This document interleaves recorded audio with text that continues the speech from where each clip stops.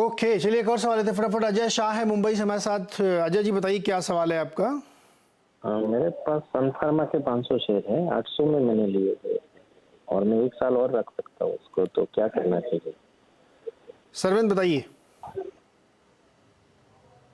देखिए, pharma as a space थोड़ा पिट गया है मेरे हिसाब से। और सन फार्मा तो फिर भी उसमें एक आई थिंक एक्सेप्शन है कि अभी अच्छे से ट्रेड हो रहा है और अभी भी अपने लॉन्ग टर्म एवरेज पकड़ के चल रहा है। तो मेरे हिसाब से फिलहाल तो क्योंकि आउट परफॉर्मेंस है, ट्रेड में बने रहें।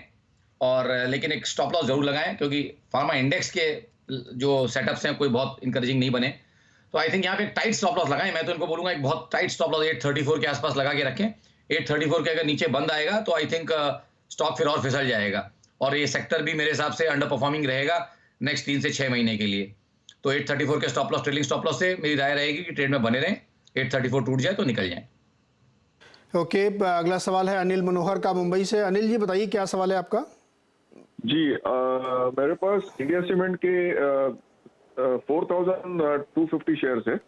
मैंने 203 पे लिए थे, तो अभी ये परसों एक बार 283 जाके वापस घूम गया है। तो should I mean partial profit book करना चाहिए कि कंटिन्यू रहना चाहिए? सरविंद बताइए, 280 पे चल रहा है इस समय, 203 पे लिए थे, मुनाफे में है, तो क्या प्रॉफिट बुक कर लें या बने रहें?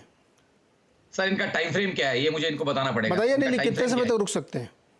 मैं रुक सकता हूँ अगर ये 300-350 जाने वाला आगे और इट इज स्ट्रांग, तो डेफिनेटली मैं रुक सकता हूँ, कोई प्रॉब्लम नहीं है जी। तो देखिए, अच्छे मोमेंटम का ट्रेड है, सेक्टर भी फ्लेवर में है, मोमेंटम का ट्रेड है। तो अच्छे ट्रेडों में मैं यूजुअली इवन दो अगर मार्केट में ध्यान हल्का सा नरम भी रहेगा तो मैं फिर भी अच्छे ट्रेडों में मैं चाहूंगा कि ट्रेलिंग स्टॉप लॉस से बने रहें। और निफ्टी भी जब तक 17400 के नीचे नहीं जाता है तो नेक्स्ट राउंड ऑफ प्रेशर जैसे मैंने बोला शायद ना आए। तो आई थिंक 10 से 15 दिन ट्रेड में और बने रहें, लेकिन एग्रेसिवली अपने स्टॉप लॉसेस को ट्रेल करके रखें और मुनाफे को थोड़ा बांधने की कोशिश करें। और वो लेवल मेरे हिसाब से आएगा तकरीबन 258 के आसपास। तो आई थिंक 258.40 यहाँ से एक 20 से 1 रुपए का प्रॉफिट में से खेल लें, मतलब जिसको ट्रेलिंग स्टॉप लॉस में हम बोलते हैं कि at the cost of 20 rupees of profit ये ट्रेड में बने रहें 10 दिन और मेरे हिसाब से 350 तो नहीं बट 290 300 के टारगेट्स पॉसिबली यहाँ पे आ जाएंगे। तो मेरे ख्याल से अच्छे ट्रेड में है तो बने रहें और ट्रेलिंग स्टॉप लॉस का इस्तेमाल करें। ओके, तो ट्रेलिंग स्टॉप लॉस लगा के इस पे आप बने रह सकते हैं। फटाफट 2-3 सवाल ट्विटर से लेते हैं। सुधांशु सक्सेना जानना चाहते हैं कि आरसीएफ में क्या करें। उन्होंने 106 रुपये पे खरीदा है, आरसीएफ का चार्ट दिखाइए। और इनका ये कहना है कि जब भी ऊपर जाता है 3-4-5 रुपये में सेटल हो जाता है। क्या करना चाहिए इनको आरसीएफ में? देखिए, मेरे हिसाब से तो पिछले रेजिस्टेंस एरिया के आसपास आ गया है और 112-115 के आसपास बहुत इसको हर्डल्स रहेंगे। तो मेरे हिसाब से दो इनके पास सूरतें हैं। आई थिंक 110-15 की रेंज में थोड़ा प्रॉफिट बुक करने की कोशिश करें और जब तक क्लियर कट ब्रेकआउट 120 का नहीं हो जाता है तो नया ट्रेड, नया लेग और नया मोमेंटम तो इसमें बिल्ड नहीं होगा। तो मेरे हिसाब से उछाल में प्रॉफिट बुक करने की कोशिश करें और इन द मीन टाइम जब तक वो नहीं हो रहा है तब तक एक 99 रुपीज 40 पैसे पे स्टॉप लॉस भी लगा के रखें।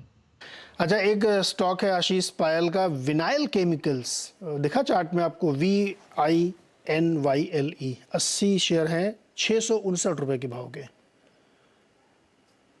माफी चाहूंगा, मेरे पास इसका कोड नहीं निकल के आ रहा है। VINYL, vinyl chemical. अच्छा, भारत फोर्ज के बताइए, 20 शेयर लिख रखे हैं अलौकिक ने, 768 रुपए पे। जी, भारत फोर्ज तो रेगुलर है सर। देखिए, भारत फोर्ज में मेरा एक थॉट ये है कि यहाँ पे जो गए वीक का कैंडल है ये थोड़ा बेरिश बन गया है और थॉट वही है, वो सारे स्टॉक्स जो अपने पिछले हाईस के आसपास आए हैं और ब्रेकआउट नहीं कर पा रहे हैं उसी कैटेगरी में ये भी आ गया है। और आई थिंक अंडर परफॉर्मेंस जो इसकी चली ये नया हाई बाजार के साथ नहीं रख पाया है। तो मेरे हिसाब से यहाँ पे पिछले वीक के जो मैं कैंडल्स देखूं उसके हिसाब से मुझे लगता है कि प्रेशर आ गया है और मैं इनको बोलूंगा कि यहाँ से एक बार पैसा निकाल दें, बाजार बेच के एक बार निकल जाएं और इनको तकरीबन ये स्टॉक वापस 680-670 की रेंज में नेक्स्ट 1 से 3 महीने के अंदर लेने के लिए मिल जाएगा, बनिस्पत ये 780 का ब्रेकआउट नहीं करता है क्लोजिंग बेसिस पे। ओके, पूजा ने टीसीएस की कॉल ली है 3040 वाली, 72 रुपए पे, सितंबर एक्सपायरी है। 3040 वाली ली है।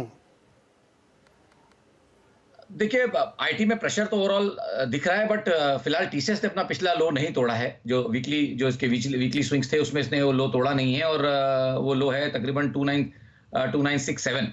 तो आई थिंक पूरे महीने सितंबर तक का ट्रेड इन्होंने बिठा लिया है, तो मेरे हिसाब से ट्रेड में बने रहें और कैश के लेवल्स पे ध्यान रखें। 2967 के नीचे अगर ट्रेड होने लगे तो आई थिंक उस समय ये उस कॉल में से निकल जाएं, तब तक ट्रेड में बने रहें।